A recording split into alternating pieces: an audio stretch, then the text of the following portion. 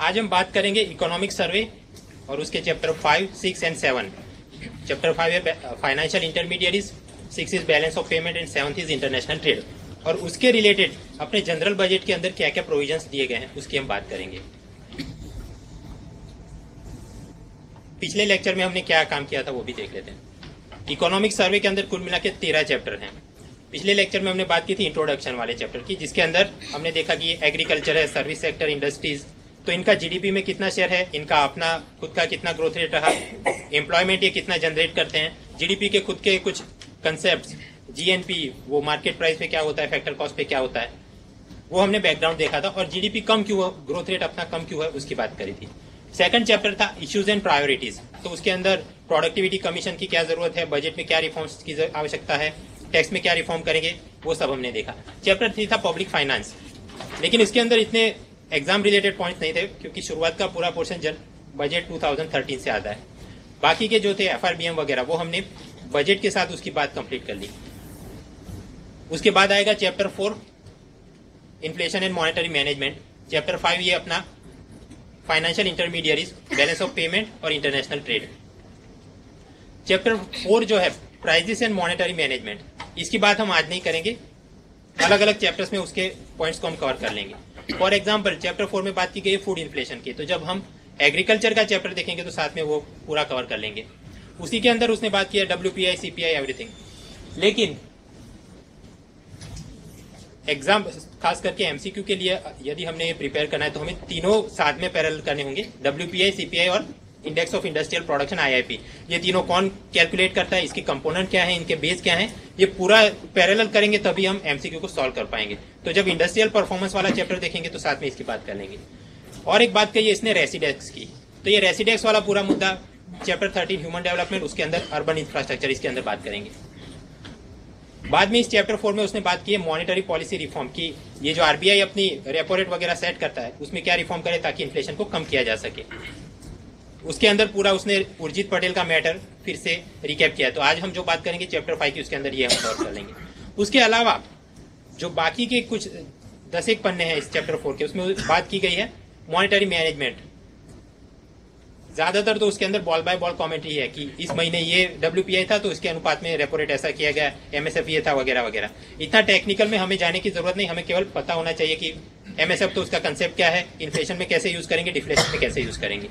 हाँ, लेकिन उसके अंदर इस चैप्टर 4 के 2 कंसेप्ट आपने उसकी डेफिनेशन वगैरह याद कर लेनी। एक है मनी मल्टीप्लायर और दूसरा जो रहता है broad money M1, M2, M3 ये वाला, ये आप देख लेंगे। आज की हम बात करेंगे चैप्टर 5 फाइनेंशियल इंटरमीडिएशन। सबसे पहला सवाल कि ये फाइनेंशियल इंटरमीडिएशन मतलब क्या है, हिंदी इसका होगा वित्तीय मध्यस्थता। वित्तीय मध्यस्थता मतलब क्या है, किसी भी इकोनॉमी में 2 प्रकार के एंटिटीज होती है, house holds and business firms. अब इनके बीच एक मनी का पूरा सर्कुलेशन चलता रहता है। फॉर एग्जाम्पल यदि इन्होंने लैंड प्रोवाइड किया, रेंट पे दिया है, लीज पे दिया है, तो सामने बिजनेसमैन उसे रेंट देगा। आलोकनाथ खुद किसी कंपनी में नौकरी करते हैं, लेबर प्रोवाइड कर रहे हैं तो उन्हें क्या मिलेगा, वेजेस, पगार। इन्हें रेंट भी मिले, वेजेस भी मिले, उसमें से कुछ पैसा आलोकनाथ ने सेव कर लिया, बैंक में सेव किया है, म्यूचुअल फंड्स कहीं भी, तो वो सेविंग्स का पैसा भी वापस जाएगा बिजनेस फर्म के पास कैपिटल के रूप में। और जब माल्या को कैपिटल मिला है तो वो उस पर क्या देंगे, प्रॉफिट, इंटरेस्ट, डिविडेंड, ये सब दिया जाएगा। और इनमें से भी जो भी पैसा आलोकनाथ के पास है, तो माल्या ने जो भी गुड्स एंड सर्विसेज बनाई है वो भी ये परचेज करेंगे। तो इस प्रकार से मनी का एक सर्कुलर फ्लो चलता है हर एक इकोनॉमी में। और इस सर्कुलर फ्लो को मेंटेन करने में जो लोग मदद करते हैं उनको बोलते हैं हम फाइनेंशियल इंटरमीडिएरीज। फाइनेंशियल इंटरमीडिएरीज अपने होते हैं 2 टाइप के, banking institutions and non banking financial institutions. Classification एक बार रिकैप कर लेते हैं एमसीक्यू के लिए। बैंक के अंदर 2 कैटेगरी बनती है, एक होती है commercial banks and second is cooperative banks. Commercial bank के अंदर 4, पब्लिक सेक्टर बैंक जिसमें सरकार मेजोरिटी शेयर होल्डर है, प्राइवेट जहां वो नहीं है share holder majority, foreign sector bank, foreign banks कि जहां कोई फॉरेन एंटिटी उसका मेजोरिटी शेयर होल्डर होगा, और 4th है रीजनल रूरल बैंक्स। ये एक तरफ गए कमर्शियल बैंक्स, और उसके सामने रहते हैं कोऑपरेटिव बैंक्स। उसके अंदर category urban cooperatives, state cooperatives, central cooperatives और प्राइमरी एग्रीकल्चर कोऑपरेटिव सोसाइटीज। याद आप ये रखिए, सेंट्रल कोऑपरेटिव्स इसका मतलब ये नहीं कि केंद्र सरकार में, ये रहते हैं डिस्ट्रिक्ट लेवल पे। आगे कमर्शियल बैंक और कोऑपरेटिव बैंक के अंदर फर्क क्या रहता है। खास याद रखिए दोनों को ही एसएलआर और सीआरआर मेंटेन करना पड़ता है। हाँ, करना पड़ता है। प्रायोरिटी सेक्टर लैंडिंग का जो टारगेट रहता है कमर्शियल बैंक को लागू पड़ता है, कोऑपरेटिव को वो लागू नहीं पड़ता है। जहां तक वोटिंग पावर की बात है, कमर्शियल बैंक के अंदर जिसकी मेजोरिटी शेयर होल्डिंग होगी उसका वोटिंग पावर ज्यादा रहेगा। कोऑपरेटिव बैंक में ऐसा नहीं होता, वहां पर एक व्यक्ति का केवल एक ही वोट रहता है, irrespective of how much capital he has provided to the bank. आगे कमर्शियल बैंक का मोटिव क्या रहता है? Profit motive. कोऑपरेटिव के अंदर नो प्रॉफिट नो लॉस, इस प्रकार से ये काम चलता है। एक और बात, रीजनल रूरल बैंक जो है वो कहाँ आएगी? कमर्शियल में आएगी, वो कोऑपरेटिव में नहीं आए। आप ये ना सोचे कि वो नो प्रॉफिट नो लॉस पे चलती है, नहीं। एडिशनल डिटेल्स जो भी इसकी प्रिपेयर करनी है, तो मैंने पहले भी एक बैंकिंग लाइसेंस बैंकिंग एवोल्यूशन का लेक्चर लिया था, आप उसका पावर पॉइंट डाउनलोड कर लें, उसमें आपको पूरा एमसीक्यू रिलेटेड मैटर मिल जाएगा। आगे बढ़ते हैं। बैंकिंग सेक्टर और उसके सामने जो रहता है non banking financial institution, 3 type के होते हैं। ऑल इंडिया फाइनेंशियल इंस्टीट्यूशंस केवल 4 हैं। कौन? एग्जिम बैंक, नाबार्ड, सिडबी और नेशनल हाउसिंग बैंक। फिर रहते हैं प्राइमरी डीलर्स, ये लोग प्राइमरी मार्केट में जो फ्रेश गवर्नमेंट सिक्योरिटीज इश्यू की जाती हैं इन्हें ये लोग खरीदते हैं। एचएसबीसी, मॉर्गन स्टैनली और बाकी कई लोग उन्होंने स्पेशल इसके लिए लाइसेंस लिया रखा है। And third is non banking financial companies, और इसमें तो फिर बहुत लंबा क्लासिफिकेशन निकलता है। Nidhi companies, chit funds, insurance, mutual funds, asset reconstruction company और बहुत सारे। इसमें नई फैक्ट अपने इकोनॉमिक सर्वे से हमें क्या मिलती है कि ये जो 4 अपने ऑल इंडिया फाइनेंशियल इंस्टीट्यूट है उसके अंदर सबसे कम नॉन परफॉर्मिंग एसेट एनपीए किसका है? नाबार्ड का है। और याद रखिए ये केवल इन 4 के लिए, समझे आप पूरे बैंकिंग सेक्टर में इसका सबसे कम है ऐसा नहीं, केवल इन 4 इंस्टीट्यूशन में सबसे कम एनपीए नाबार्ड वालों का है।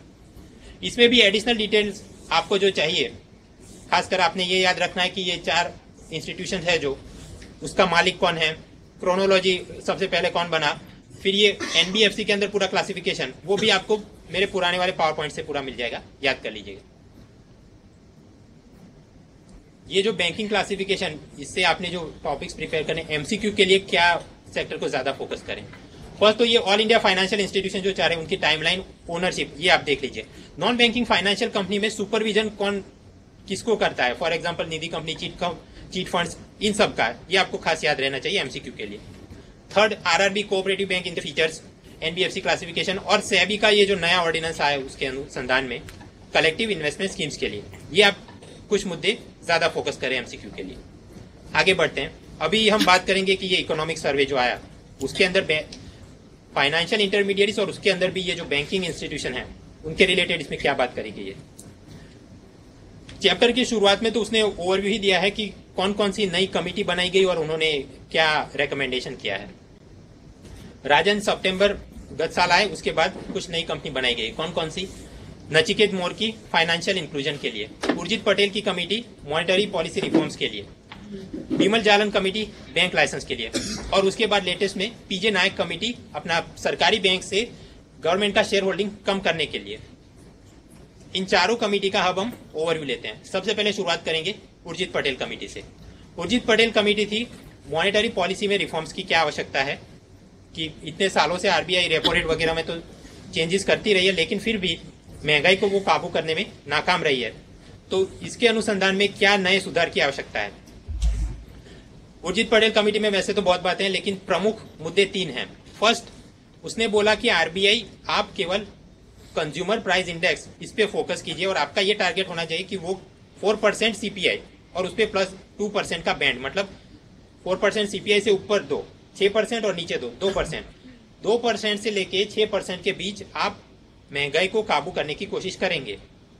और इसके लिए भी उसने टाइम फ्रेम दिया कि 12 और 24 महीनों के बीच आप अभी जितना है उसे 8 और बाद में 6% और ऐसे कम करते जाइए।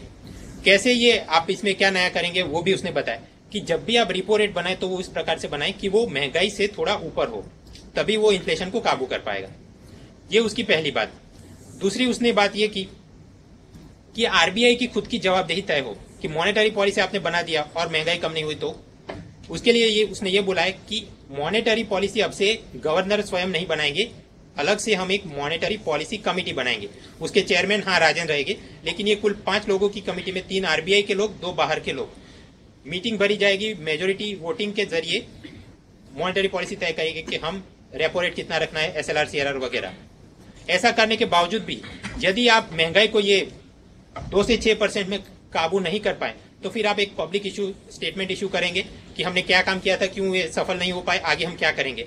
इस प्रकार की पूरी जवाबदेही की, अकाउंटेबिलिटी की मैकेनिज्म तय की जाए। ये उसका दूसरा प्रमुख मुद्दा। और थर्ड बात उसने की कि सरकार को इस काम में, सरकार ने भी इस काम में मदद करनी है। कैसे?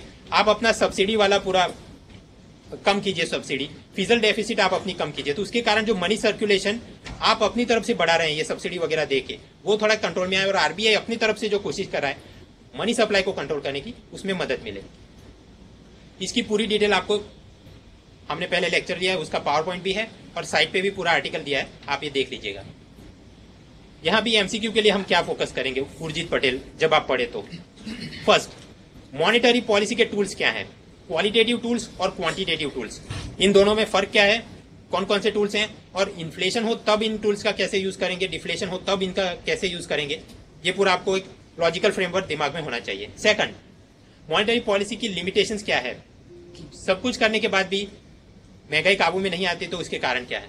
थर्ड, राजन के आने के बाद मॉनेटरी पॉलिसी में क्या रिफॉर्म्स लिए गए। फॉर एग्जांपल पहले कुछ 45 डेज में रिव्यू करते थे, अब ऐसा है कि 60 डेज में रिव्यू कर, तो ये सारे मुद्दे आप कवर कर लीजिए। मॉनेटरी पॉलिसी के अंदर जो भी सवाल निकलते तो ऐसा नहीं कि पिछले महीने या पिछले हफ्ते क्या सीआरआर था, क्या रेपो रेट, नहीं, वो ओवरऑल आपको कुछ पूछा जाएगा कि 2013 में बढ़ाया गया है, कम किया गया है, आप वो ओवरऑल ट्रेंड देख दीजिए, ये भी साइड पे है। आरबीआई गवर्नर की जो अकाउंटेबिलिटी अभी के समय में क्या है, क्या वो पार्लियामेंट को जवाब दे है, हाँ है, क्या वो सरकार को जवाब दे है, हाँ वहां भी है, ये पूरा आप स्लाइड में से देख लीजिएगा। और उर्जित पटेल ने ये जो मॉनेटरी पॉलिसी कमेटी बनाने की बात की तो उसका स्ट्रक्चर फंक्शन क्या होगा, एमसीक्यू के लिए इतने आप मुद्दे खास फोकस कीजिए। आगे बात, उर्जित पटेल की बात हमने क्लियर की, अब नचिकेत मोर देख लेते हैं। नचिकेत मोर कमेटी को उसका ऑफिशियल काम था comprehensive financial services for small businessman and low income house holds, मतलब इन ये छोटे व्यापारी और गरीब घर के लोगों को फाइनेंशियल सर्विसेज ज्यादा कैसे दे पाए। उसका मूल मकसद है 100% फाइनेंशियल इंक्लूजन, कि सभी लोगों को बैंकिंग, इंश्योरेंस, लोन, ये सभी सर्विसेज हर एक हाउस होल्ड को मिलनी चाहिए। उसके अनुसंधान में उसने क्या रेकमेंडेशन की है, उसकी ज्यादातर रेकमेंडेशन की जो डेडलाइन है वो है 1 जनवरी 2016 की, वहां पहुंचने तक हमने कुछ काम कर देने हैं। क्या क्या काम करने हैं? फर्स्ट, उसने बोला कि हर एक व्यक्ति को जब आधार कार्ड दिया जाए तो उसके साथ एक यूनिवर्सल इलेक्ट्रॉनिक बैंकिंग अकाउंट देंगे। सेकंड, हर एक व्यक्ति जहां भी ये जो गांव शहर है तो उसके 15 मिनट्स के वॉकिंग डिस्टेंस में ही एक एक्सेस पॉइंट होना चाहिए जहां पे उसको बैंकिंग की सुविधा मिल जाए।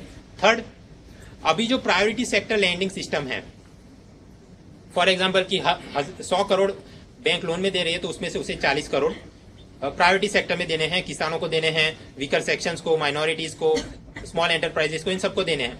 लेकिन इसमें तकलीफ सबसे बड़ी ये है, मान लीजिए कि पूरा एग्रीकल्चर को ही देना है तो बैंक वाले ऐसे ही किसानों को देंगे जो वापस करने की ताकत रखते हैं।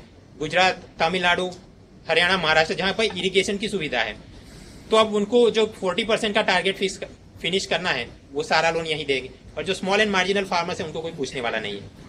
नचिकेत ने ये बोला कि इस सिस्टम में बदलाव की जरूरत है। कैसे? Multiplier system according to difficulty. For example, यदि वो गुजरात के अंदर किसी अच्छे डेवलप डिस्ट्रिक्ट के अंदर एक बैंक किसान को अगर 100 रुपए देगी तो उसके कोटे में हम गिनेंगे कि 100 रुपए का उसने टारगेट फिनिश किया। लेकिन वही बैंक अगर 100 रुपए अरुणाचल या ओडिशा के किसी किसान को देगी तो हम कोटा में गिनेंगे कि वो 100 रुपए भी देगी तो भी हम ये गिनेंगे कि उसने 115 रुपए दिए। इस प्रकार से मल्टीप्लायर इफेक्ट में क्या होगा, बैंक कम पैसे देगी फिर भी उसका टारगेट जो होगा वो जल्दी जल्दी फिनिश हो जाएगा। तो ये जो थोड़े पैसे बच गए बैंक कहीं और पे इन्वेस्ट कर सकती है, ज्यादा लोन कमा सकती है। तो ये weightage system priority sector lending में लाने की आवश्यकता है। फिर जो इसने बात की कि ये 15 मिनट्स के अंतर में वॉकिंग डिस्टेंस में होने चाहिए बैंकिंग सर्विसेज, तो उसके लिए नए नए डिफरेंशिएटेड बैंक्स की आवश्यकता है। उसने बोला आप पेमेंट बैंक्स बनाइए, होलसेल बैंक बनाइए, इवन जो नॉन बैंकिंग फाइनेंशियल कंपनी है उन्हें भी आप बिजनेस कॉरेस्पॉन्डिंग एजेंट के रूप में ज्वाइन कर लीजिए। लोगों को इन्वेस्टमेंट गोल्ड और रियल एस्टेट कम करे और अपनी फाइनेंशियल एसेट में लोग ज्यादा इन्वेस्ट करें, उसके लिए उसने रेकमेंड किया कि इन्फ्लेशन इंडेक्स बॉन्ड है उसके अंदर क्या सुधार की आवश्यकता है।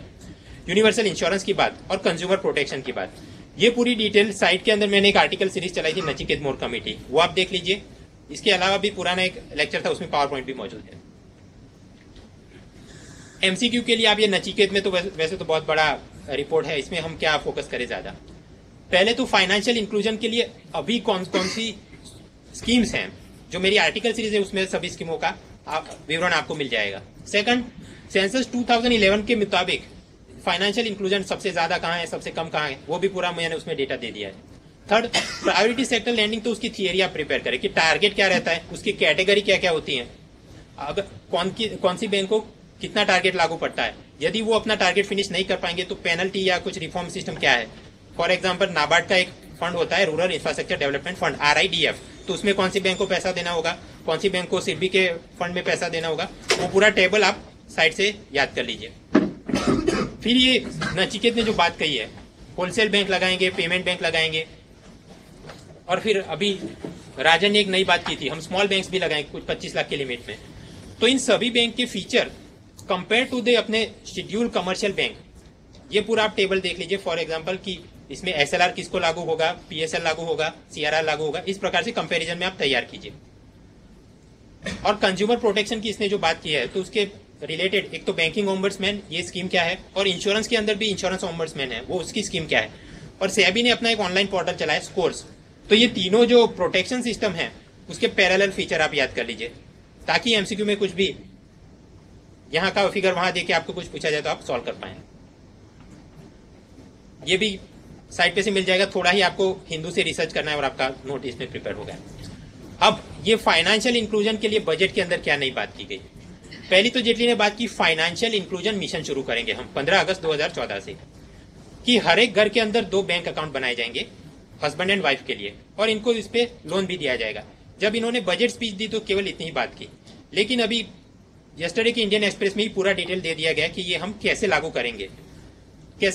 2 फेज में लागू करेंगे। फर्स्ट फेज 2014 से शुरू होगा, सेकंड फेज 2015 से। कौन सी डेट है अपनी, 15 अगस्त से। तो ये पहले फेज में हम क्या काम करेंगे, हर एक घर के अंदर 2 बैंक अकाउंट दिए जाएंगे, हस्बैंड का एक, वाइफ का एक, और उस पर उनको लोन भी दी जाएगी। इस प्रकार से जो नए अकाउंट बनने वाले हैं, करीब करीब रूरल एरियाज में 12 करोड़ नए अकाउंट बनेंगे, अर्बन में 3 करोड़ नए अकाउंट बनेंगे। इन सभी को 5,000 की ओवरड्राफ्ट की फैसिलिटी रहेगी। इनको रुपए कार्ड भी दिया जाएगा, और इनमें हर एक व्यक्ति को 1 लाख का एक्सीडेंट इंश्योरेंस भी हम देंगे। तो ये पहला फेज, इसमें हम ये काम करेंगे। सेकंड फेज में क्या काम करेंगे, 2015 से जो नया काम शुरू करेंगे। फर्स्ट, हम माइक्रो इंश्योरेंस प्रोडक्ट्स को ज्यादा प्रमोट करेंगे। फिर ये जो NPS का स्वावलंबन स्कीम है, इसके अंतर्गत इन सबको लाने की कोशिश करेंगे। और थर्ड, जो हिल स्टेट हैं और जो ट्राइबल एरिया है, वहां पे हम बैंकिंग पेनिट्रेशन ज्यादा बढ़ाने की कोशिश करेंगे। याद रहेगा, ये फर्स्ट फेज, सेकंड फेज। मुख्य परीक्षा में भी कुछ पूछा जाए फाइनेंशियल इंक्लूजन के अंतर्गत, यही पॉइंट्स आप इस्तेमाल कर सकते हैं। ठीक है, ये तो पहली बात जेटली ने कही कि हम फाइनेंशियल इंक्लूजन मिशन शुरू करेंगे। उसके अंदर रिलेटेड टॉपिक आपने देखा कि रुपे कार्ड देना है, तो फिर ये रुपे कार्ड क्या है, हमें बैकग्राउंड थियरी प्रिपेयर करनी पड़ेगी। रुपे कार्ड चीज क्या है, ये बनाया गया है national payment corporation of India, ये ऐसी नॉन प्रॉफिट कंपनी है, RBI के बेस पे इसे बनाया गया है। इन लोगों ने ये रुपे कार्ड नहीं, इसके अलावा भी बड़े काम किए हैं। चेक ट्रंकेशन सिस्टम, ये इन्होंने लागू किया है। फिर आधार इनेबल्ड पेमेंट सिस्टम, ये भी इन्होंने लागू किया है। ये CTS सिस्टम क्या है, आप साइड पे आर्टिकल देख लीजिए, ये भी टॉपिक प्रिपेयर करना है। खैर, ये रुपे कार्ड मैकेनिज्म क्या है। आप एक क्लाइंट है, आपने बैंक से कोई क्रेडिट कार्ड या डेबिट कार्ड निकलवाया, तो अब उसका आप क्या करेंगे, किसी मर्चेंट से आप चीज खरीदेंगे, ऑनलाइन शॉपिंग करेंगे, रियल लाइफ शॉपिंग करेंगे, राइट। तो वो मर्चेंट क्या करता है, आपका कार्ड स्वाइप करेगा। अब हर एक बैंक हर एक मर्चेंट के साथ टाई अप करे कि हम आपको ये पॉइंट ऑफ सेल वाला वो टर्मिनल देंगे और पूरा ये नेट कनेक्टिविटी वगैरह वगैरह, तो बैंक का खर्चा काफी बढ़ जाएगा और वैसे पॉसिबल भी नहीं। फॉर एग्जांपल SBI इंडिया में तो कवर कर पाएगा, लेकिन विदेशों में कैसे कवर करेगा। इसलिए यहाँ भी एक मिडल मैन इंटरमीडियरीज आ गए हैं, उसको बोलते हैं पेमेंट गेटवे। फॉर एग्जांपल ये मास्टर कार्ड है, वीजा कार्ड है, फिर माएस्ट्रो, ये सब पेमेंट गेटवे है। ये लोग क्या काम करते हैं, बैंक के साथ टाई अप करते हैं और मर्चेंट्स के साथ टाई अप करते हैं। आप देखिए, ये है SBI का एक एडवांटेज क्रेडिट कार्ड, तो यहाँ नीचे लिखा है वीजा। इसका मतलब कि जिस दिन मर्चेंट्स के वो ग्लास डोर के आगे लिखा रहता है कि हम यहाँ वीजा एक्सेप्ट करते हैं, मास्टर कार्ड, मतलब आप वहां जाएंगे तो वो आपका क्रेडिट कार्ड स्वाइप करेगा। पूरा डेटा कौन मैनेज करता है, ये वीजा कार्ड वाले, और फिर वो बैंक के साथ टाई अप रहते हैं, एक ही नहीं सभी बैंकों के साथ। इसके कारण हर एक बैंक को मर्चेंट के साथ टाई अप करने की जरूरत नहीं, एक प्रकार के मिडल मैन हो गए, और फिर आपका पैसा अपने अकाउंट से चला जाएगा। ठीक है, बढ़िया है। तो इसमें समस्या क्या है, ये इंटरनेशनल इंस्टीट्यूशन, ये इनका कमीशन रेट बहुत ज्यादा रहता है। हर एक बैंक हर साल करीब करीब 300 करोड़ रुपए तो केवल इनको ये सर्विस के जो कमीशन है उसमें ही दे देते हैं। जो रुपे कार्ड सिस्टम शुरू किया गया है वो भी ऐसा ही है, लेकिन उसका फायदा क्या है, इन लोगों का कमीशन रेट उनसे 40% कम है। ये रुपए कार्ड वाले क्या करेंगे? क्या रुपए खुद का कोई कार्ड चलाता है? नहीं, वो तो एक पेमेंट गेटवे सिस्टम प्रोवाइड कर रहा है। देखिए यहाँ ये एक डेबिट कार्ड है, ये डेबिट कार्ड इशू किया गया है उत्तर बिहार ग्रामीण बैंक, रीजनल रूरल बैंक है। इसका मतलब कि इसका कोई स्पॉन्सर बैंक भी होगा, तो इसका स्पॉन्सर बैंक है सेंट्रल बैंक ऑफ इंडिया। तो इन लोगों ने ये एक रुपए डेबिट कार्ड इशू किया है। तो अब जब भी क्लाइंट इसका यूज करके मर्चेंट से कुछ सामान खरीदा या फिर एटीएम से कुछ निकाला, स्वाइप किया, रुपए कार्ड का जो सर्वर डेटाबेस पूरा सिस्टम है उसके जरिए पूरा बैंक के साथ कनेक्ट रहेगा और अपना काम हो गया। यहाँ ये लोग जो विदेशी संस्थाएं काम कर रही है वो काम अब रुपए कर रहा है। आपने देखा यहाँ ये रुपए का लोगो है, तो जितने मर्चेंट्स के दरवाजे के बाहर लिखा होगा रुपए एक्सेप्टेड, तो आप वहां चाहे फिर आपका कोई भी बैंक का कार्ड हो, अगर लिखा है कि रुपए नीचे, तो आप उसे यूज कर सकते हैं। एटीएम की भी सुविधा है, डेबिट कार्ड की भी सुविधा है। ये कुछ मैंने एग्जाम्पल लिखा है, देखिए सिंधुदुर्ग जिला मध्यवर्ती, ये कोऑपरेटिव बैंक वाले भी ऐसा इशू कर सकते हैं, रुपए है। फिर ये अपना रीजनल रूरल बैंक ये भी इशू कर सकते हैं। सारे पब्लिक सेक्टर बैंक इशू कर सकते हैं, इवन बैंक नहीं है रेलवे वाले भी इशू कर सकते हैं। तो ये नए कार्ड आए जो हमने जो अपने ट्रेडिशनली देखते हैं। एसबीआई का ये डेबिट कार्ड है तो कौन कर रहा है? माइस्ट्रो कर रहा है, उसका पेमेंट गेटवे। एक्सिस का है तो वीजा कर रहा है। खैर, तो अब बात आते हैं कि ये रुपए कार्ड सिस्टम क्या है। एक प्रकार का पेमेंट गेटवे है और ये नया नहीं है, इसके पहले बहुत सारे हैं, जैसे मास्टर कार्ड है, वीजा कार्ड है, चाइना का यूनियन पे भी है। रुपए ऐसा दुनिया का 7वां नंबर का नया पेमेंट गेटवे है और ये 3 चैनल के साथ कोऑर्डिनेट करता है। एक तो मर्चेंट के साथ जो उसका पॉइंट ऑफ सेल वाला वो टर्मिनल है, सेकंड एटीएम, सभी एटीएम में भी आप यूज कर सकते हैं, वो white label ATM related topic आप प्रिपेयर करें, और थर्ड ऑनलाइन जो कॉमर्स ऑनलाइन शॉपिंग है वहां भी आप इसे यूज कर सकते हैं। 3 चैनल हैं इसके। आगे बात, केवल बैंक वाले ही रुपए कार्ड इशू करे नहीं, बाकी के लोग भी कर सकते हैं। फॉर एग्जाम्पल पंजाब के अंदर जो पब्लिक प्रोक्योरमेंट एजेंसी है, तो वहां जब किसान दूध देने आता है, गेहूं जमा कराने आता है, तो उसे भी इस प्रकार के कैश नहीं दिया जाता, प्रीपेड कार्ड दिए जाते हैं रुपए के। उसी प्रकार रेलवे वालों ने भी अपना रुपए का प्रीपेड कार्ड शुरू किया है, जिसके जरिए आप वो कार्ड खरीद लिया और फिर टिकट बुकिंग ऑनलाइन आप कर सकते हैं। तो हमने बात की फाइनेंशियल इंक्लूजन वाले मिशन की, हर एक घर में 2 अकाउंट देंगे और रुपए, और उसके बैकग्राउंड में हमने रुपए की थियरी देखी। वापस आते हैं कि और क्या बातें कही गई फाइनेंशियल इंक्लूजन के लिए बजट के अंदर।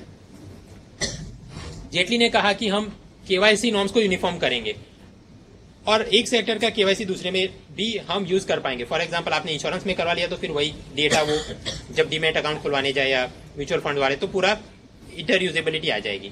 सेकंड, सिंगल डीमैट की सिस्टम होगी। ऐसा नहीं कि आपको म्यूचुअल फंड के लिए अलग खुलवाना पड़ेगा, इंश्योरेंस के लिए अलग, कमोडिटी एक्सचेंज के लिए अलग, नहीं, सभी ये जो फाइनेंशियल प्रोडक्ट्स हैं आपके एक ही डीमैट अकाउंट के अंदर आ जाएंगी। इससे क्या होगा? ट्रांजैक्शन कॉस्ट सस्ता हो जाएगा, वरना यदि आपको 3 अलग अलग डीमैट अकाउंट खुलवाने पड़े तो हर पे सर्विस चार्ज मांगा जाता है। आगे बात, इसके रिलेटेड आपने एमसीक्यू में क्या प्रिपेयर करना चाहिए। खास बात की पान कार्ड और ये अपना आधार कार्ड, इसके बीच में अंतर क्या है। पुराने लेक्चर्स में क्या क्या मैंने ये किया है, आप पावर पॉइंट डाउनलोड करके देख लीजिएगा। बायोमेट्रिक रहता है, इसके इतने अल्फा न्यूमेरिक हैं, यहाँ डिजिट्स है वगैरह वगैरह। आगे बात, जेटली ने एक और बात कही किसान विकास पत्र के बारे में, तो इसकी बैकग्राउंड थियरी देख लेते हैं। किसान विकास पत्र इशू किए जाते हैं, फाइनेंस मिनिस्ट्री का एक स्मॉल सेविंग डायरेक्टरेट है, उसके जरिए पोस्ट ऑफिस के मार्फत इनको बेचा जाता है। आपने किसान विकास पत्र खरीदा तो वो जो पैसा आया वो सरकार किसानों के विकास के लिए जो भी योजनाएं चलती है उसमें ये पैसा यूज किया जाता है। ये किसान विकास पत्र में कंपाउंड इंटरेस्ट रेट की स्कीम कुछ इस प्रकार से रहती है कि 8 साल से थोड़ा ऊपर में आपका पैसा जितना भी आपने डाला है डबल हो जाएगा। ठीक है, ये किसान विकास पत्र काफी समय तक चला रहा, लेकिन उसे बंद कर दिया गया। क्यों? 2011 में सरकार ने एक कमेटी बनाई, श्यामला गोपीनाथ कमेटी। इसने ये बोला कि किसान विकास पत्र का मनी लॉन्ड्रिंग के लिए इस्तेमाल हो रहा है। कैसे? देखिए, आप कुछ म्यूचुअल फंड्स वगैरह खुलाने गए तो आपको डीमैट अकाउंट और केवाईसी नॉर्म ये वो दिखाना पड़ता है। ये किसान विकास पत्र के अंदर इतना स्ट्रिक्ट नहीं था, तो कई लोग फिर पोस्ट ऑफिस के जरिए 2 नंबर का पैसा भी यहाँ पे सर्कुलेट कर रहे थे, हाइड कर रहे थे। सरकार ने उस वक्त उस कमेटी के रिकमेंडेशन पे किसान विकास पत्र को बंद करवा दिया। लेकिन ये नए बजट के अंदर जेटली ने कहा कि हम इसे रीइंट्रोड्यूस करेंगे, फिर से ये किसान विकास पत्र वाली स्कीम शुरू करेंगे। इसके अलावा स्मॉल सेविंग्स के रिलेटेड कुछ थियरी देख लेते हैं। कुल मिला के 3 प्रकार की हैं भारत में small saving schemes. First, post office deposit, इसका कानून अंग्रेजों के जमाने में ही बना दिया गया था। उसके बाद सेकंड है सेविंग सर्टिफिकेट, इसका कानून बनाया गया 59 आजादी के बाद। सेविंग सर्टिफिकेट में 3 प्रमुख हैं, national small saving certificate, second is किसान विकास पत्र जो हमने देखा, इसमें भी मिनिमम 100 रुपए का भी आप निवेश कर सकते हैं, और थर्ड था इंदिरा विकास पत्र। ये हुई सेकंड कैटेगरी। और थर्ड कैटेगरी है सोशल सिक्योरिटी स्कीम्स। इसके अंदर 2 आती है, एक तो पब्लिक प्रोविडेंट फंड, इसका कानून बनाया गया 68 में, और सीनियर सिटीजन सेविंग स्कीम। खैर आपको एब्सोल्यूट फिगर याद नहीं रखते हैं, लेकिन क्रोनोलॉजी पता होनी चाहिए कि पोस्ट ऑफिस सबसे पहले, उसके बाद सेविंग सर्टिफिकेट, और लास्ट में कौन सा बना, पब्लिक प्रोविडेंट फंड। इससे भी हम आगे चलेंगे तो क्या आएगा, वो एनपीएस वाला स्कीम। ठीक है, तो इस प्रकार से आप क्रोनोलॉजी याद रखेंगे। खैर, तो इसमें बजट में नई क्या बात की गई। बजट में जेटली ने यह बोला कि हम ये जो नेशनल सेविंग सिक्योरिटी सर्टिफिकेट है, इसमें एक नया लाएंगे, जिसके अंदर आपको इन्वेस्टमेंट के साथ साथ इंश्योरेंस कवर भी मिलेगा। सेकंड, उसने बात की कि हम अलग से एक सेविंग सर्टिफिकेट लाएंगे, सेविंग स्कीम लाएंगे, जो गर्ल एजुकेशन और मैरिज के लिए वो आपको दी जाएगी। और थर्ड, ये जो पब्लिक प्रोविडेंट फंड था, उसके अंदर पहले इन्वेस्टमेंट सीलिंग थी 1 लाख रुपए, वो बढ़ा के कर दी गई है 1.5 लाख रुपए। ये कुछ नए नए आपने फाइनेंशियल इंक्लूजन के लिए इनिशिएटिव लिए हैं। तो अब तक हमने देखा बैंकिंग इंस्टीट्यूशन, उसके अंदर उर्जित पटेल ने क्या बोला, नचिकेत मोर ने क्या बोला, और उसके बैकग्राउंड थियरी में हमने देखा कि बजट में क्या बात की गई है, फाइनेंशियल इंक्लूजन, 15 अगस्त, RuPay card, small saving certificate वगैरह। अब हम आए तीसरी जो प्रमुख कमेटी है, विमल जालन। विमल जालन का क्या मुद्दा रहा। 2013 में आरबीआई ने बैंक लाइसेंस के लिए अर्जियां मंगाई, 25 एंटिटीज ने अप्लाई किया।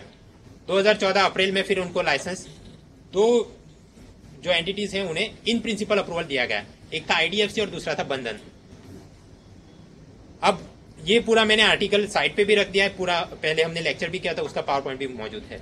आपने क्या फोकस करना है एमसीक्यू के लिए, एक तो ये कि ये इन प्रिंसिपल अप्रूवल दिया, इसका मतलब क्या है, जो क्या कंडीशन इन पे दी है। फॉर एग्जांपल वो 25% ब्रांचेस आपको अनबैंक रूरल एरियाज में वगैरह, जो ये कंडीशन है आप करेंगे। सेकंड, इन दोनों के बीच का थोड़ा अंतर, ये आईडीएफसी एक प्रकार की नॉन बैंकिंग फाइनेंशियल कंपनी, ये माइक्रो फाइनेंस कंपनी है बंधन, तो फिर उसके बैकग्राउंड में माइक्रो फाइनेंस पर क्या प्रोविजंस रहते हैं वगैरह। ये जो विमल जालन ने अपना रिपोर्ट से 2 नई बैंक बनेंगी, उसके पैरेलल एक तीसरी भी बनी है, महिला बैंक। तो उसके क्या प्रोविजन थे, उसको कैसे खड़ा किया गया है, उसे महिला बैंक क्यों कहते हैं, वो पूरा भी साइट पे से आपको मिल जाएगा। वो आप डिफरेंस इनके कंपैरिजन में याद कर लें एमसीक्यू के लिए। और इसके पहले जो राउंड हुए थे उसका एक बेसिक फीचर कि जो नरसिम्हन कमेटी थी उसकी क्या सिफारिशें थी, पहले राउंड में क्या हुआ, दूसरे राउंड में क्या हुआ, थोड़ा थोड़ा ओवरव्यू आप याद कर लेंगे। आगे बात, इन शॉर्ट ये 3 तो हैं, ये तो साइट पे भी कवर किए पहले लेक्चर में, इसलिए मैंने ओवरव्यू दिया। ये थोड़ी डिटेल में बात करते हैं। पीजे नायक कमेटी, पीजे नायक कमेटी की रिकमेंडेशन क्या है, उसके तरफ में आर्ग्यूमेंट क्या होंगे, उसके विरुद्ध में आर्ग्यूमेंट क्या होंगे।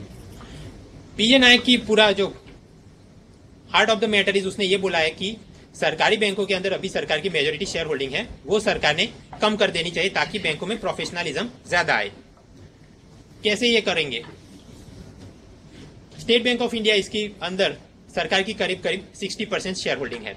नायक ने ये बोला कि आप अलग से एक बैंक, एक नई कंपनी खड़ी करें, उसे बोलेंगे बैंकिंग इन्वेस्टमेंट कंपनी।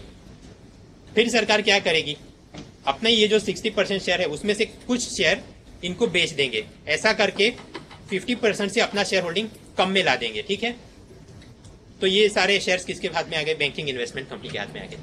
और फिर एक प्रकार से सभी सरकारी बैंकों का जो है होल्डिंग कंपनी, या उनके सर पे जो बैठा है, कौन बैठेगा, बैंकिंग इन्वेस्टमेंट कंपनी, ये हो जाएगी होल्डिंग कंपनी, और ये सब उनके सब्सिडियरी कंपनी बन जाएंगे। इस प्रकार से बैंक में से सरकार की हिस्सेदारी हम कम करेंगे।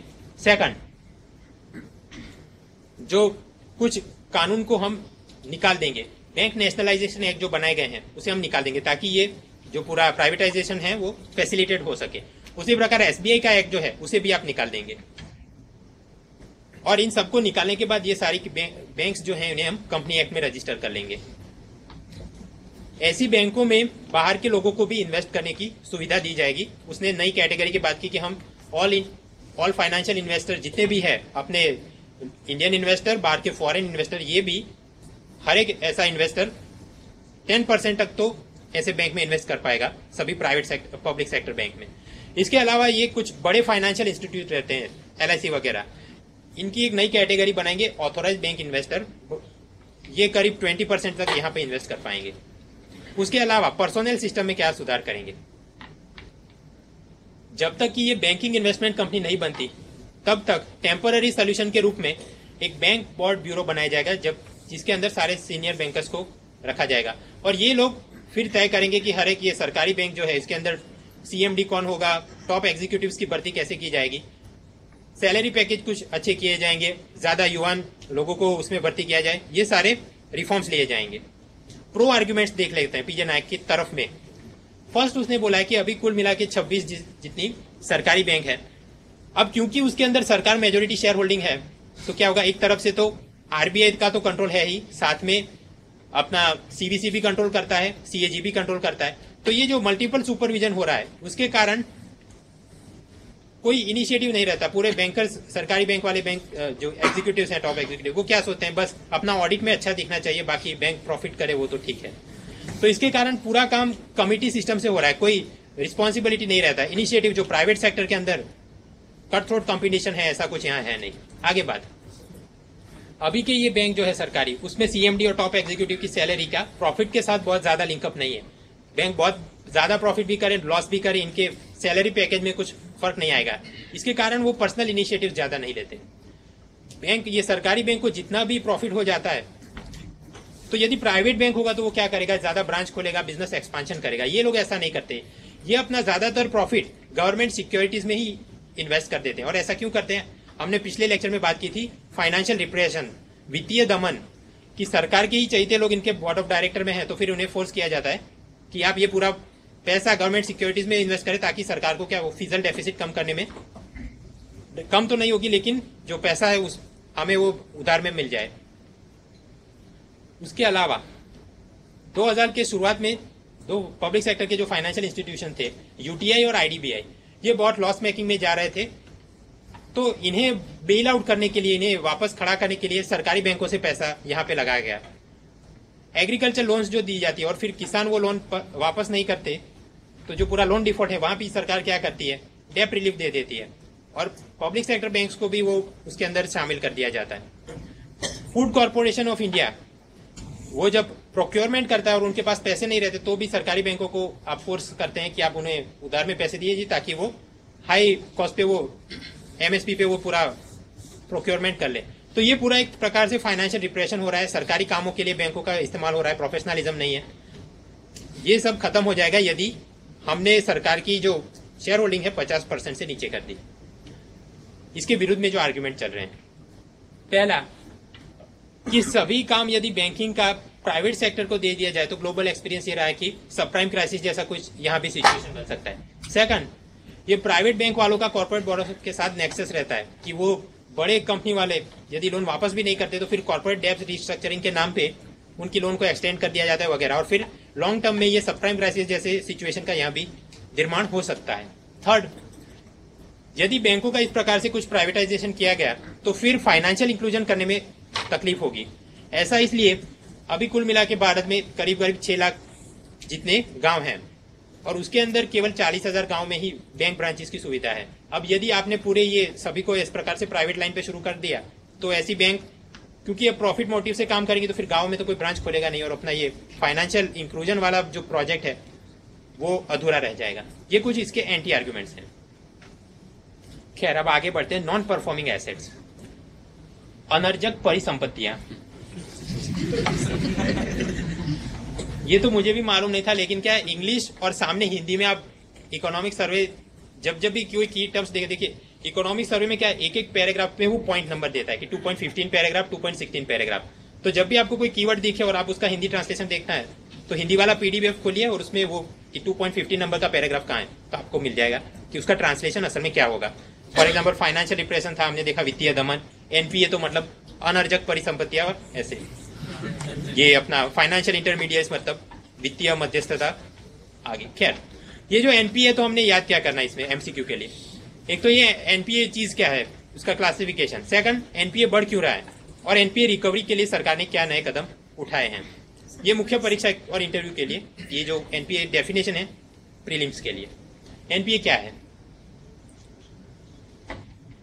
कॉमन सेंस से हमको पता है एनपीए मतलब कि बैंक ने किसी को लोन दिया है और वो लोन वापस नहीं हो रहा है। टेक्निकली एनपीए का मतलब होता है ऐसी लोन जिसका ब्याज या फिर प्रिंसिपल 90 से ज्यादा दिनों तक वापस नहीं किया जा रहा है, वो सारी होती है एनपीए। Non performing assets. इसके फिर 3 टाइप्स रहते हैं कि 90 से के बाद 91 इस प्रकार से डेज चलेंगे, ठीक। तो टाइम के हिसाब से उसका क्लासिफिकेशन, यहाँ ये सारी जो 90 डेज का जो प्रिंसिपल है, 90 डेज का सिस्टम है, ये टर्म लोन के लिए, अपना होम लोन वगैरह के लिए। जो क्रॉप्स लोन या एग्रीकल्चर लोन है, इसके लिए 90 डेज वाला नहीं, उसके लिए क्या होता है, क्रॉप सीजन के हिसाब से वो देखते हैं कि ये 2 क्रॉप सीजन के अंदर हमको रिपे किया कि नहीं, इस प्रकार से अलग क्लासिफिकेशन चलता है। खैर, ये एनपीए के अंदर जो 3 टाइप्स रहती हैं, 90 दिनों तक आपने प्रिंसिपल या इंटरेस्ट नहीं दिया तो फिर 91 से लेके 365 मतलब 3 महीने के बाद से आगे चल के 1 साल तक अगर प्रिंसिपल या इंटरेस्ट नहीं दिया जा रहा तो उसे बोलेंगे सब स्टैंडर्ड एसेट्स। अब ऐसी सब स्टैंडर्ड 1 साल तक रही, कोई भी पैसा नहीं दिया, तो 1 साल के बाद उसको बोलेंगे डाउटफुल एसेट्स। डाउटफुल क्यों? 1 साल तक नहीं दिया तो फिर डाउटफुल ही रहेगा ना। आगे बात, ऐसी ही डाउटफुल एसेट आगे चल के यदि कोई एक्सटर्नल ऑडिटर या फिर आरबीआई अपने इंस्पेक्शन में ये बोल दे कि अब तो ये रिकवर नहीं होगा, तो फिर उसे क्या बोलेंगे? Loss assets. 3 रहती हैं, ठीक है, 90 दिनों से ज्यादा, और फिर सब स्टैंडर्ड मतलब 1 साल तक, डाउटफुल 1 साल के बाद, और लॉस जब कोई ऑडिटर या आरबीआई बोल दे कि लॉस ये रिकवर नहीं हो पाएगा। एनपीए की बात है तो इसके लेवल कुछ हम देख लेते हैं। पब्लिक सेक्टर ओवरऑल एनपीए की बात करें तो अभी के समय में एनपीए कैसे काउंट होता है? परसेंटेज, ग्रॉस एडवांस जो बैंक देती है उसका कितना प्रतिशत रिकवर नहीं हो रहा। सभी बैंक, पब्लिक प्राइवेट सबका मिला है तो 2014 के अंदर ये होगा करीब 4% के आजू बाजू, और केवल हम सरकारी बैंकों की बात करें तो उसमें तो वो इससे ज्यादा है, 4.4%। और 2013 के अंदर एसबीआई नंबर 1 पे था, 5% उसका एनपीए था। ओवर द ईयर्स आप गौर कीजिए, यहाँ पे पहले केवल 2% था, काफी बढ़ गया है, यहाँ भी पहले से काफी बढ़ गया है। तो ये एनपीए बढ़ा क्यों है? एनपीए बढ़ने के कारण क्या है? सबसे पहला कारण है ओवर लेवरेज। ये क्या चीज है? लेवरेज का मतलब क्या है, पहले ये समझते हैं। मेरे पास एक ट्रक है और ये उसके कारण मुझे रोज 1000 रुपए की आवक होती है। अगर मैं ये चाहूं कि मुझे 1000 नहीं, दिन में लाख रुपए कमाते हैं, तो मैं क्या करूंगा? एक ट्रक के साथ मुझे 99 और ट्रक्स खरीदने होंगे। 100 तभी होंगे, 100 मल्टीप्लाइड विथ 1000 तो 1 लाख रुपए मुझे मिल जाएंगे। मतलब कि मुझे यदि अपने रिटर्न्स को मल्टीप्लाई करना है तो अपनी एसेट्स बढ़ानी होंगी, और एसेट बढ़ाने के लिए क्योंकि मेरे खुद के पास इतने पैसे नहीं होंगे तो मैं क्या करूंगा? कहीं से उधारी में पैसे लाऊंगा। मतलब उधारी से पैसा लाएंगे और आप अपनी बिजनेस एसेट्स बढ़ाएंगे, ये होता है लेवरेज। ओवर लेवरेज कब होगा? कि जब मैं हद से ज्यादा ये काम कर दूं और फिर जो मैंने एसेट्स खड़ी की हैं वो मुझे उतना रिटर्न नहीं दे पाती है compare to the interest I have to pay to the creditors, तो ये होगा ओवर लेवरेज। ओवर लेवरेज क्यों हुआ? हमने पहले देखा था कि 2005, 6 और 7 ये 3 जो साल थे वहां पे जीडीपी ग्रोथ रेट 9% से ज्यादा था। मतलब कि बहुत बाजार में भी खरीदी बहुत थी, एक्सपोर्ट भी बहुत अच्छे हो रहे थे, तो सभी जो कंपनी थी उन्हें लगा कि हमें भी अगर अपने रिटर्न इसी समय में मल्टीप्लाई करने हैं तो क्या करना पड़ेगा? बिजनेस एसेट्स हम बढ़ाएंगे उधारी में पैसा लाके।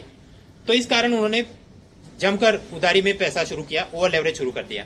और सामने बैंक्स को भी क्या लगा कि क्योंकि इतना 9% से ऊपर ग्रोथ रेट जा रहा है तो स्वाभाविक है ये सारे जो भी हम लोन में देंगे पैसा रिकवर हो जाएगा, तो इन्होंने भी अग्रेसिव लैंडिंग शुरू कर दिया। लेकिन उसके बाद जो पॉलिसी पैरालिसिस शुरू हुआ, सब प्राइम क्राइसिस, यूरोजोन क्राइसिस, उसके कारण पूरी जो मंदी आ गई बाजार में, आपने देखा जो 9% के ऊपर चल रहा था ग्रोथ रेट, जब हम 2012 में आते तो आधा हो जाता है, करीब 4.5% ग्रोथ रेट हो जाता है। तो स्वाभाविक है इन लोगों ने जो ओवर लेवरेजिंग से नई एसेट खड़ी की उसमें से उतना उन्हें रिटर्न नहीं मिल रहा, और सामने ब्याज तो पहले से ही बहुत देना पड़ता है। तो इसके कारण ये क्या हुआ? नॉन परफॉर्मिंग एसेट्स इस प्रकार से खड़ी हो गई। इसके अंदर भी इंफ्रास्ट्रक्चर के अंदर बहुत सारी नॉन परफॉर्मिंग एसेट्स हैं। इसका कारण क्या है? पहली बात, ये जितना भी 2000 के बाद का जो ट्रेंड रहा, तो सरकार ने क्या किया कि हम अब अपने हिसाब से अपने पैसों से ये इंफ्रास्ट्रक्चर वाले प्रोजेक्ट नहीं करेंगे, पब्लिक प्राइवेट पार्टनरशिप जो पीपीपी वाला पूरा ट्रेंड शुरू हुआ। इसके अंदर जो जितनी भी प्राइवेट कंपनी आई तो उसमें यह रहा कि सभी कंपनियों ने करीब करीब ओवर लेवरेज कर दिया था कि प्रोजेक्ट खत्म करने के लिए मान लीजिए कि 1000 करोड़ की आवश्यकता है, कंपनी की अपनी एसेट्स बहुत कम है उससे, लेकिन फिर उन्होंने उधारी में पैसा खड़ा करके अपनी एसेट बढ़ा दी और फिर कॉन्ट्रैक्ट ले लिए। इन सभी कंपनी को ये आशा थी कि यदि हमने ये कॉन्ट्रैक्ट समय पे पूरे नहीं किए तो कोई बात नहीं, हम सरकार को बोलेंगे कि हमें और डेडलाइन आगे बढ़ा दीजिए। उसी प्रकार पीपीपी में जो सिस्टम रहती है, टोल टैक्स वगैरह लेके आप पैसा रिकवर करेंगे, तो वो भी ये कंपनी वाले ये सोचते हैं कि हाँ अगर तकलीफ पड़ी तो हम ये भी रेट अपना बढ़ाएंगे। ऐसा उन्होंने पहले सोच के रखा था, लेकिन जब असल में तकलीफ शुरू हुई तो सरकार ने ये पीपीपी के पूरे टर्म्स रीनेगोशिएट नहीं किए। इसके कारण ये सारी बैंक कंपनीज को अपना प्रोजेक्ट पूरा करने में भी तकलीफ हुई और बाद में जो बैंकों को ब्याज देना है वहां भी तकलीफ शुरू हो गई। कॉस्ट एस्केलेशन हुआ, एनपीए बढ़ गया। ओवर लेवरेज की जहां तक बात है, आरबीआई ने दिसंबर में एक रिपोर्ट पेश किया। उसने बात की स्ट्रेस सेक्टर्स, ऐसे सेक्टर्स की जहां पे लेवरेजिंग बहुत हो गया है और एनपीए उसके कारण उनकी बहुत बढ़ गई है। ऐसे प्रमुख क्षेत्र जो थे, एक तो इंफ्रास्ट्रक्चर हमने अभी देखा, iron and steel industry, textile industry, aviation, mining, इन सभी के अंदर खास करके ये जो अपनी पब्लिक सेक्टर बैंक हैं, एसबीआई वगैरह, इनका एक्सपोजर बहुत ज्यादा है। और आप याद कीजिए एसबीआई का सबसे ज्यादा एनपीए भी रहा है। इसके रिलेटेड हम एक असर्शन रीजनिंग वाला सवाल देख लेते हैं। First, the NPA of public sector banks have increase significantly in the recent year. हाल के समय में सरकारी बैंकों का एनपीए बहुत बढ़ गया है और उसका रीजन ये दिया गया है, public sector banks have high exposure to the stressed industrial sectors such as infrastructure, aviation, mining. ये सब ये जो क्षेत्र हैं यहाँ पे पीएसबी वालों ने कुछ ज्यादा ही लोन दे के रखा है। तो आप सोच के बताइए क्या होना चाहिए इसका जवाब। क्लियर है, जवाब ये होना चाहिए। दोनों वाक्य सही है और दूसरा पहले को एक्सप्लेन कर रहा है। ठीक है, आगे बढ़ते हैं। लेवरेज वाला पूरा हमने क्लियर कर दिया कि लेवरेज के कारण कैसे एनपीए बढ़ता है। सेकंड बात, कंप्यूटराइजेशन के कारण भी एनपीए बढ़ता है। ये कैसे? 2011 के अंदर आरबीआई ने ये बोला कि सभी बैंकों को जो अपना एनपीए कैलकुलेट करना है ये पूरा कंप्यूटराइज कैलकुलेट किया जाएगा। उसे बोला system based identification of NPS. इससे पहले के समय में क्या रहता था कि बैंक के मैनेजर वगैरह खुद अकाउंट बुक देख के क्लासिफिकेशन करते हैं, तो फिर उनका कुछ सब्जेक्टिविटी आ जाती है, शनिवार रविवार ये गिनेंगे कि नहीं। ये पूरा सिस्टम बंद करके अब तो ऑटोमेटिक कंप्यूटर या एक्सेल शीट के अंदर पूरा डेटा रहता है, अपने आप वो कैलकुलेट कर ला कि यहाँ तो यहाँ आपका एनपीए बन गया। तो जैसे ही मैनुअल से लेके हम कंप्यूटर सिस्टम में आते हैं तो ये कैनरा बैंक का जितना भी एनपीए था उसमें अचानक से 33% का बढ़ावा हो गया। तो आप समझ सकते हैं कि कितना डिस्क्रिशन पहले रहा होगा। ऐसा क्यों कि सभी बैंक मैनेजर वगैरह ये सोचेंगे कि अगर मेरे एरिया में एनपीए ज्यादा दिखेगा तो फिर मेरा रिपोर्ट कार्ड अच्छा नहीं हो, मुझे प्रमोशन में असुविधा होगी। ठीक है, तो ये पूरा सिस्टम चला गया है। तो आपको एमसीक्यू में पूछा जाए एनपीए बढ़ने के कारण क्या है, पहला कारण हमने देखा ओवर लेवरेज। सेकंड ये बोला है system based identification of NPA. इसके बदले ये भी बोले कि कंप्यूटराइज आइडेंटिफिकेशन ऑफ एनपीए, तो ये वाला भी सही, आप याद रखिएगा। खैर, एनपीए बढ़ा तो अब उसका और भी एक कारण है, उसको बोलते हैं डेब्ट रिस्ट्रक्चरिंग। यदि कोई कंपनी लोन का पैसा वापस नहीं कर पा रही तो कुछ केसों में बैंक वाले उन्हें सुविधा देते हैं डेब्ट रिस्ट्रक्चरिंग, खास करके कॉर्पोरेट डेब्ट रिस्ट्रक्चरिंग। इसमें कुछ प्रोविजंस चेंज किए जाते हैं। फॉर एग्जांपल कि आपके बिजनेस वापस प्रॉफिट करना शुरू करे तब आप हमें इंटरेस्ट देना शुरू करिए वगैरह वगैरह। लेकिन ये सिस्टम में काफी कॉर्पोरेट्स का रिस्ट्रक्चरिंग तो किया गया लेकिन फिर भी एनपीए रिकवर नहीं हो पा रहा है। क्यों? हमने पहले ही देखा ओवर लेवरेजिंग बहुत ज्यादा है। तो अब रिस्ट्रक्चर भी करेंगे फिर भी जब तक इकोनॉमी पूरी ग्रोथ रेट ऊपर नहीं आएगा तब तक ये कंपनियां खुद खड़ी नहीं हो पाएंगी, एनपीए कम नहीं हो पाएगा। खैर, तो ये पूरा एनपीए रिकवर करने के लिए क्या क्या रिफॉर्म्स लिए गए हैं। प्रीलिम्स के अंदर तो ऐसा सवाल कम निकलेगा, लेकिन मुख्य परीक्षा, इंटरव्यू और अपना ये जो आरबीआई वाला है उसका भी मुख्य परीक्षा और इंटरव्यू, इसके लिए हमें पता होना चाहिए एनपीए कम करने के लिए क्या क्या सुधार किए गए हैं। फर्स्ट, हर एक आपको पता है कि बैंक के लोन रिकवरी के लिए अलग से कानून है, सरफायसी एक्ट। सरफायसी एक्ट के अंदर बनाई जाती हैं डेब्ट रिकवरी ट्रिब्यूनल्स। तो हर एक बैंक ने अपने सीनियर ऑफिसर्स को नोडल ऑफिसर के रूप में अपॉइंट किया है कि आप डीआरटी के साथ पूरा कोऑर्डिनेशन कीजिए। सेकंड, जो एसेट काफी तकलीफ दे रही हैं उन्हें एसेट रिकंस्ट्रक्शन कंपनी को बेच दिया जाता है। ये स्पेशल टाइप की नॉन बैंकिंग फाइनेंशियल कंपनी है। ये क्या करती हैं, यदि कोई फैक्ट्री से रिकवर नहीं हो पा रहा है तो फिर ये अलग से उसे तोड़ के, मतलब उसका मशीनरी एक तरफ से बेचेंगे, व्हीकल्स अलग से बेचेंगे, इस प्रकार से पैसा रिकवर करने की कोशिश करते हैं। इस प्रकार के जो कंपनी है इन्हें ये पूरा एनपीए का टेंशन दे दिया जाएगा। आगे बात, स्टेट लेवल पे सभी बैंकर्स ने अपनी कमेटी बना दी है अपने आप कोऑर्डिनेशन स्टेट गवर्नमेंट के साथ एग्रीकल्चर के जो लोन है उसे रिकवर करने के लिए। आरबीआई ने एक कंप्यूटराइज सिस्टम शुरू किया है, उसको बोलते हैं अर्ली वार्निंग सिस्टम, जिसके जरिए सभी बैंकों के अलग अलग एनपीए का जो डेटा रहता है वो पूरे सेंट्रल सर्वर में जाता है, और इसके कारण आरबीआई, हमने जो आगे देखा कि स्ट्रेस सेक्टर कौन से हैं, ये पूरा डेटा वो मॉनिटर करके आपको अर्ली वार्निंग दे सकता है। और क्योंकि सेंट्रलाइज रिपोर्टिंग है, इसलिए इसके अंदर एक और बात की गई है। सेंट्रलाइज रिपोर्टिंग से एक बैंक में अगर आपका एनपीए है तो सभी बाकी लोगों को भी पता चल जाएगा। तो दूसरी बैंक में जब आप लोन देने जाएंगे तो वो आप लोन आपको देंगे तो सही, लेकिन ज्यादा इंटरेस्ट रेट के साथ। ये एक और रिफॉर्म लिया गया है। जहां तक इंफ्रास्ट्रक्चर के अंदर नॉन परफॉर्मिंग एसेट्स की बात है या फिर इंफ्रास्ट्रक्चर फाइनेंसिंग की बात है, इसके लिए क्या रिफॉर्म्स की आवश्यकता है। इकोनॉमिक सर्वे ने यह कहा कि जब भी इंफ्रास्ट्रक्चर के कोई प्रोजेक्ट हो तो उसके लिए बैंक के जरिए लोन लेके कुछ प्रोजेक्ट नहीं शुरू करने चाहिए, अलग से कॉर्पोरेट बॉन्ड मार्केट की आवश्यकता है। मतलब जो भी कंपनी को कोई रोड, हाईवे कुछ भी बनाना है, लोन चाहिए तो वो अपने बॉन्ड मार्केट में इशू करे, बॉन्ड के जरिए आपने पैसा दिया, वो प्रोजेक्ट शुरू करता है और आपको ब्याज देगा। इंफ्रास्ट्रक्चर फाइनेंस या ये जितने भी पीपीपी कॉन्ट्रैक्ट हैं, बॉन्ड के जरिए इनका फाइनेंस किया जाए, बैंकों के मार्फत नहीं। तो इसके लिए जो बॉन्ड मार्केट डेवलप करना है, उसके लिए उसने सुधार सूचित किया है, उसे बोलते हैं bond currency derivative nexus at stock exchange. इसका मतलब क्या हुआ? स्टॉक एक्सचेंज पे आपको मालूम है कि शेयर्स की खरीदारी होती है।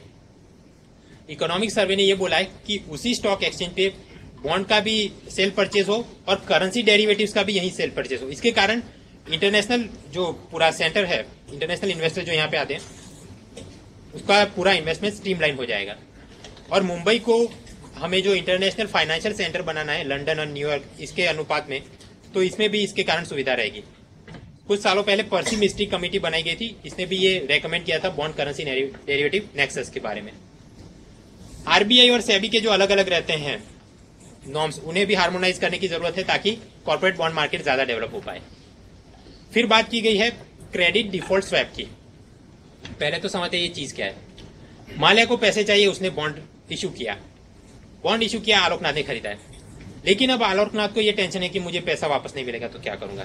तो अपने इन्वेस्टमेंट को सिक्योर करने के लिए आलोकनाथ अलग से इंश्योरेंस लेता है, उसे बोलते हैं credit default swap. For example मान लीजिए कि एलआईसी वालों ने उसे बोला कि हाँ हम आपको देंगे, तो क्या करेंगे, आलोकनाथ इनको प्रीमियम देंगे और सामने वो लोग उन्हें एक सर्टिफिकेट देंगे ये आपका, कि यदि जो बॉन्ड के 1000 रुपए का बॉन्ड है या जितने भी, यदि विजय माल्या वो पैसे आपको नहीं देते तो फिर हम आपको वो पैसा देंगे। समझे आप? जैसा लाइफ इंश्योरेंस रहता है, जैसा ये व्हीकल इंश्योरेंस है, इस प्रकार से ये आपने एक प्रकार से क्या किया, आपने बॉन्ड पे इंश्योरेंस ले लिया कि वहां से पैसे नहीं मिलेंगे तो यहां से मिल जाएंगे। ये होता है क्रेडिट डिफॉल्ट स्वैप। यही बात कि वहां से पैसे नहीं मिले तो आपको ये लोग पैसे दे देंगे। खैर, तो इस कॉर्पोरेट बॉन्ड मार्केट को डेवलप करने के लिए मिनिस्ट्री ऑफ कॉर्पोरेट अफेयर्स, इसने सारे फाइनेंशियल रेगुलेटर्स के साथ मिलकर कुछ रिफॉर्म्स लिए हैं जो इकोनॉमिक सर्वे में बताए गए हैं। हम उसका एक ओवरव्यू ले लेते हैं। पहले तो उसने ये बोला है कि जितनी भी ये म्यूचुअल फंड्स हैं, इंश्योरेंस कंपनी है, इन सबको क्रेडिट डिफॉल्ट स्वैप देने की इस प्रकार से सुविधा, उन्हें परमिशन दी गई है। सेकंड, सरफासी एक्ट के अंदर कुछ अमेंडमेंट किए ताकि एनपीए रिकवरी में सुविधा रहे। थर्ड, पेंशन फंड है, प्रोविडेंट फंड, इंश्योरेंस कंपनी, इन सबको भी छूट दी गई है कि वो कॉर्पोरेट बॉन्ड में इन्वेस्ट कर सकें। जो नए इस प्रकार के सिक्योरिटी इंस्ट्रूमेंट्स है, कॉर्पोरेट क्रेडिट डिफॉल्ट स्वैप है, म्यूनिसिपल बॉन्ड्स, इन सब के अंदर थोड़ा रेगुलेशन स्ट्रीमलाइन किया गया है ताकि यहां से पैसा इन्वेस्टमेंट में आने में सुविधा हो सके। रिपो मार्केट के अंदर भी कॉर्पोरेट बॉन्ड को इस्तेमाल करने की आरबीआई ने छूट दी है। अब ये क्या फंडा है? आप याद कीजिए आरबीआई का रेपो रेट कैसे काम करता है कि बैंक आरबीआई को अपनी गवर्नमेंट सिक्योरिटीज मान लीजिए कि 100 करोड़ में बेचा है और फिर कॉन्ट्रैक्ट किया है कि यही सिक्योरिटीज मैं आपसे वापस खरीदूंगा एक हफ्ते के बाद 108 करोड़ में, तो आरबीआई को अपने आप 8% का प्रॉफिट होगा। ये हुआ रिपो सिस्टम, रीपर्चेज सिस्टम। तो इसी प्रकार बैंकों को एक दूसरों के साथ कुछ उधारी करनी हो या फाइनेंशियल इंस्टीट्यूशंस को एक दूसरे के साथ शॉर्ट टर्म के लिए कोई लोन चाहिए, तो उनका जो पूरा रेपो मार्केट रहता है, वहां भी ये गवर्नमेंट सिक्योरिटी आप यूज कर सकते हैं, कॉर्पोरेट बॉन्ड भी यूज कर सकते हैं। और इन सभी का पूरा सेंट्रलाइज डेटाबेस बनाया गया है ताकि यहां भी एनपीए वगैरह की जो सिस्टम है मॉनिटर किया जा सके। इसके रिलेटेड टॉपिक है ये पूरा रियल एस्टेट इन्वेस्टमेंट ट्रस्ट जो शुरू करेंगे, स्मार्ट सिटीज वगैरह। तो जब चैप्टर 13 है ह्यूमन डेवलपमेंट, उसके अंदर अर्बन इंफ्रास्ट्रक्चर की हम बात करेंगे तो साथ में ये टॉपिक देख लेंगे। खैर, हमने देखा एनपीए क्या है, एनपीए क्यों बढ़ रहा है, एनपीए को कम करने के लिए क्या रिफॉर्म्स लिए गए। अब बजट के अंदर इसके लिए क्या रिफॉर्म्स लिए गए। जो बात की गई कि इंफ्रास्ट्रक्चर के अंदर एनपीए ज्यादा है, तो जेटली ने ये कहा कि बैंकों को लॉन्ग टर्म इंफ्रास्ट्रक्चर प्रोजेक्ट को फाइनेंस करने के लिए अलग से पैसा खड़ा करने की छूट दी जाएगी, और इस प्रकार के लिए जो बैंक पैसा लाएगी उस पर उन्हें CRR, SLR, priority sector lending ये सब नहीं देना होगा। उसके अलावा ये सरफासी एक्ट के अंदर जो डेट रिकवरी ट्रिब्यूनल रहती हैं, तो हम 6 नई ट्रिब्यूनल बनाएंगे, हैदराबाद, बेंगलुरु वगैरह। रिलेटेड टॉपिक इसका है सरफासी एक्ट। मैंने कहा कि आप साइड में से उसकी बैकग्राउंड थियरी प्रिपेयर कर लीजिए। बैंकिंग सेक्टर में एग्रीकल्चर रिलेटेड थोड़ी बात डिटेल में हम बात करेंगे जब एग्रीकल्चर चैप्टर देखेंगे। यहाँ पे थोड़ा ओवरव्यू ले लेते हैं। बजट 2013 था, उसमें प्रोविजन किया गया कि सरकारी बैंक 60 लाख करोड़ से ज्यादा का 60 लाख करोड़ का टारगेट दिया गया कि आप किसानों को इतना लोन देंगे। ये टारगेट पूरा किया गया है, हाँ, उसे क्रॉस भी कर दिया है। जहां तक किसानों को लोन देने की बात है, सबसे ज्यादा लोन दी है शेड्यूल कमर्शियल बैंक्स ने, एसबीआई और येसो। सेकंड नंबर पे है कोऑपरेटिव बैंक और थर्ड नंबर पे है रीजनल रूरल बैंक। ऑर्डर आप याद रखिए, कमर्शियल बैंक, उसके बाद कोऑपरेटिव और अंत में आरआरबी। तुक्का मारने जाएंगे तो फिर ये लगेगा कि कमर्शियल के बाद आरआरबी होना चाहिए, नहीं, commercial, cooperative, then RRB. Overall कुछ फैक्ट दिए गए हैं, फॉर एग्जांपल कि शेड्यूल कमर्शियल बैंक का क्वेरी टू डिपॉजिट रेशियो है 79%। ठीक है, ये तो आरबीआई में जब इंटरव्यू वगैरह चलते हैं तो फिर आप कितने सीरियस कैंडिडेट हैं उस जॉब के लिए, ये सब चेक करने के लिए इस प्रकार के सवाल फिर शुरू किए जाते हैं। आगे बात, कासा रेट 33% है। ये क्या चीज है? बैंक के पास पैसा आता है एक प्रकार का, उसके लिए क्या है, वो रॉ मटेरियल है। रॉ मटेरियल 2 सोर्स से आता है, time deposit and demand deposit. ये जो है demand deposit, current account, saving account, bank को फायदा क्या रहता है, यहां से जो रॉ मटेरियल आया पैसा, उस पर उसे ब्याज कम देना है। करंट अकाउंट पे 0, सेविंग पे 4% के आजू बाजू। तो यहां से आपको जितना भी पैसा मिला वो बैंक के लिए अच्छा है, क्योंकि फिर वो उसे हायर इंटरेस्ट रेट पे लोन पे देगा तो उसका प्रॉफिट मार्जिन बढ़ता रहेगा। तो बैंक के पास जितना भी पैसा आ रहा है उसके अंदर कासा 33% है। जितना कासा बड़ा होगा बैंक के लिए वो अच्छा होगा। खैर, आगे बासेल की कुछ ओवरव्यू ले लेते हैं। बासेल आपको पता है स्विट्जरलैंड के अंदर है। इसका क्या, ये बासेल नॉर्म्स का एक मंशा क्या है? हमने कंप्यूटर लिया, उसके अंदर हम एंटीवायरस लगाते हैं ताकि अपना डेटाबेस प्रोटेक्ट रहे। उसी प्रकार बैंक जो है उनके अंदर भी कोई क्राइसिस ना हो जाए तो आरबीआई ने अपनी तरफ से एसएलआर है, सीआरआर है, ये पूरी सिस्टम लगी रहती है। लेकिन ओवरऑल सभी पूरी दुनिया की बैंकों के अंदर कोई भी इंटरनेशनल क्राइसिस ना आ जाए उसके लिए क्या होगा, यूनिवर्सल हमें कुछ स्टैंडर्ड रिफॉर्म्स लेने की जरूरत है, कुछ प्रोटेक्टिव मेजर लेने की जरूरत है। तो ये बासेल नॉर्म्स के द्वारा बनाया गया है। अब तक 3 बार रूल बनाए गए, 88 में, फिर 2004 में, और सब प्राइम क्राइसिस के बाद जो नया उन्हें लगा कि और स्ट्रिंजेंट बनानी चाहिए तो 2011 में 3 बार बासेल नॉर्म्स बनाए गए। बासेल नॉर्म्स काम कैसे करते हैं? सबसे पहले तो मेरी, मान लीजिए एक बैंक है, तो मुझे सबसे पहले कैलकुलेट करना होगा कि मेरी रिस्क वेट एसेट्स क्या है, आरडब्ल्यूए क्या है। देखिए, मेरी बैंक है तो मैंने क्या किया होगा, किसी को लोन में पैसा दिया, होम लोन में दिया है, कमर्शियल लोन्स में दिया है, कुछ पैसा गवर्नमेंट सिक्योरिटीज में इन्वेस्ट किया है। अब इन सभी लोन्स, आपके लिए वो लोन है, मेरे लिए तो एसेट्स हैं, क्योंकि उसमें से मुझे क्या पैसा मिल रहा है, ठीक। लेकिन हर एक जगह पे रिस्क फैक्टर रहता है। गवर्नमेंट सिक्योरिटीज में जो मैंने पैसा इन्वेस्ट किया तो उसमें तो रिस्क बहुत कम है, लेकिन जो कमर्शियल सेक्टर जो लोन दिया तो वहां मुझे एनपीए का खतरा ज्यादा रहेगा, तो उसका रिस्क मान लीजिए कि मैंने 60% किया, और होम लोन उन दोनों के बीच कुछ 30% के आजू बाजू। तो ऐसा कुछ रफ कैलकुलेशन करके अलग अलग लोन में मैंने कितना पैसा दिया, उसका वेट क्या है, रिस्क, कुल मिला के मान लीजिए कि मुझे पता चलता है कि मेरी बैंक का रिस्क वेट एसेट है 100 करोड़ रुपए। अब मुझे क्या करना होगा, क्या मैं 100 करोड़ रुपए का ऐसा बिजनेस एक्सपांड कर सकता हूं? हाँ, लेकिन कुछ शर्त है बासेल नॉर्म्स के अंदर कि यदि मुझे 100 करोड़ का ऐसा आरडी रिस्क वेट एसेट का बिजनेस करना है तो कम से कम मेरा कैपिटल 9 करोड़ का होना चाहिए। 9 करोड़ मेरा टोटल कैपिटल एडिक्वेसी रेशियो होना चाहिए। और उसके अंदर भी 2 टायर बनाए गए हैं, टायर 1 के अंदर 7 करोड़, टायर 2 के अंदर 2 करोड़। एक प्रकार से ये क्या है, परसेंटेज बन रहा है, समझे आप। Overall total capital adequacy ratio कितना, 9%, और उसके अंदर टीयर 1 में कितना, 7% होना चाहिए, टीयर 2 में 2% होना चाहिए। अब सवाल होगा कि ये कैपिटल एडिक्वेसी मतलब ये चीज क्या हुई। हमने देखा ये बंधन और आईडीएफसी वाले को जो बैंक का लाइसेंस मिला, कुछ ऐसी शर्त है कि 1000 करोड़ का आपका कुछ कैपिटल होना चाहिए। तो आप सोचिए कि आईडीएफसी वाले ने, उसे तो अभी लाइसेंस मिला है ना, अभी उसके पास लोगों ने पैसा जमा कराना शुरू नहीं किया, तो उसने पहले से ही कैपिटल कहां से तो लाया होगा, वो उधारी में लाया है, शेयर इशू किया कहीं भी, तो वो जो पहले उसने शुरुआत में कैपिटल बनाया अपनी कंपनी शुरू करने के लिए, वो उसका कैपिटल है, तो उसके अंदर एडिक्वेसी रेशियो की ये पूरी बात चल रही है। बाकी 100 करोड़ का बैंक है तो उसमें तो 9 करोड़ तो ऐसे ही चलते रहे होंगे saving account and current account में, ये वाला पैसा नहीं, कैपिटल का पैसा अलग।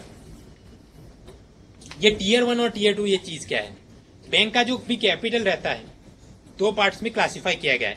टीयर 1 के अंदर वो आता है इक्विटीज टाइप का, फॉर एग्जांपल कॉमन शेयर्स हैं, प्रेफरेंशियल शेयर्स, फिर कुछ प्रॉफिट का बैलेंस वगैरह ये चलता है। टीयर 2 है, उसके अंदर क्या चलता है, डेब्ट टाइप के कुछ इंस्ट्रूमेंट्स है, फॉर एग्जांपल बॉन्ड्स, फिर हाइब्रिड इंस्ट्रूमेंट मतलब इक्विटीज की भी उसमें कैरेक्टरिस्टिक्स रहते हैं और डेब्ट की भी। फॉर एग्जांपल ये अपना ऑप्शनली फुल्ली कन्वर्टेबल डिबेंचर है कि यहाँ से भी डेब्ट भी है और आगे चल के आप उसे इक्विटीज भी बना सकते हैं। इस प्रकार के और बाकी टेक्निकल डिटेल में जाए तो अलग अलग एसेट्स दिखाई गई है कि ये आपकी टीयर 2 की रहेंगी, और यहाँ भी सब क्लासिफिकेशन किया गया upper tier 2 and lower tier 2। In short, अगर मुझे 100 करोड़ का ये लोन का पूरा अपना बिजनेस शुरू रखना है तो मेरे पास कितना 9 करोड़ का कैपिटल, 9% वहां होना चाहिए, 7 यहाँ 2 यहाँ। ये तो 100 करोड़। अब आप सोचिए कि बड़ी बड़ी बैंक तो उसका तो लाखों करोड़ों का बिजनेस रहता है, तो उन्हें कितना ज्यादा कैपिटल चाहिए। ठीक, अगर मेरे पास कैपिटल नहीं है इतना तो मुझे क्या करना पड़ेगा, कहीं से जुगाड़ करके मैं नए शेयर बाजार में इशू कर दूंगा, पब्लिक मुझे पैसा देगी तो फिर मैं दिखा सकता हूँ हाँ मेरा ये 7 करोड़ का कैपिटल, ये देखिए मेरी बैंक में इतना कैपिटल है। तो अपनी जो भी सरकारी बैंक है उन्हें भी इस प्रकार से, क्योंकि ये लोन तो पहले से ही दे दिया है सबको, राइट, तो उसका रिस्क एसेट तो पहले से ही है, वो कम नहीं कर सकते, तो आपको कैपिटल ही नया कहीं से खड़ा करना है। तो ये पब्लिक सेक्टर बैंक वाले ये क्या सोचते हैं कि हम अपने नए शेयर इशू करें और सरकार वो शेयर खरीद ले और हमें पैसा दे दे, तो अपना ये पूरा जो ये रेशो बनाना है हो जाएगा। कुल मिला के करीब 2.4 लाख करोड़ रुपए सरकारी बैंकों को इस प्रकार से चाहिए। बासेल 3 नॉर्म्स और भारत में ये कब लागू होंगी? सबसे शुरुआत में आरबीआई ने बोला था कि मार्च 2018 के अंदर 2018 में ये लागू होंगी, लेकिन फिर राजन को भी पता चल गया कि ये सरकारी बैंकों की इतनी औकात नहीं है, तो थोड़ा डेडलाइन और एक्सटेंड कर दिया। अब नया क्या डेडलाइन है, 2019 उसके मार्च से लागू होगा। खैर, तो बजट में इस बासेल नॉर्म्स के रिलेटेड क्या प्रोविजन दिए गए? हमने देखा कि यहाँ बैंकों को करीब 2.5 लाख करोड़ रुपया चाहिए कैपिटल में, तब जाके वो बासेल नॉर्म से कंप्लाई हो पाएंगी। जेटली ने ये बोला है कि इन सरकारी बैंकों को छूट दी जाएगी कि आप अपने शेयर्स पब्लिक को बेचिए और पब्लिक आपको पैसा देगी, तो हमने देखा वापस वो टीयर 1 के अंदर काउंट हो जाएगा और आपका रेशियो ठीक बन जाएगा। फेज मैनर के अंदर ये आप काम करेंगे, सरकारी बैंक इस प्रकार से लोगों को शेयर अपने बेचेगी, लेकिन फिर भी सरकार तो मेजोरिटी शेयर होल्डर ही बनी रहेगी। इनडायरेक्टली जेटली क्या बोल रहे हैं कि हम वो पीजे नायक कमेटी वाला बात नहीं मानेंगे, हमारी तो share holding majority share holder हम रहेंगे। और उसने बात की कि हम बैंकों को ज्यादा ऑटोनॉमी देंगे लेकिन अकाउंटेबिलिटी के प्रोविजन रहेंगे, ये वो। खैर, बैंकिंग सेक्टर के जो मुख्य मुद्दे थे चैप्टर 5 के अंदर फाइनेंशियल इंटरमीडिएशन, वो हमने देख लिया और उसके बैकग्राउंड में जो थोड़ी थियरी वगैरह देखी थी वो भी देख। आप घर जाके प्रिपेयर करेंगे तो फिर आपको लगेगा कि इसके पैरेलल और भी कुछ करना है, तो आप बैकग्राउंड में देखते। फॉर एग्जांपल फाइनेंशियल इंक्लूजन करेंगे तो आपको दिखेगा कि वाइट लेबल एटीएम, तो फिर वो देख लीजिए। ठीक है, इस प्रकार से फीचर सारे प्रिपेयर करते रहिए।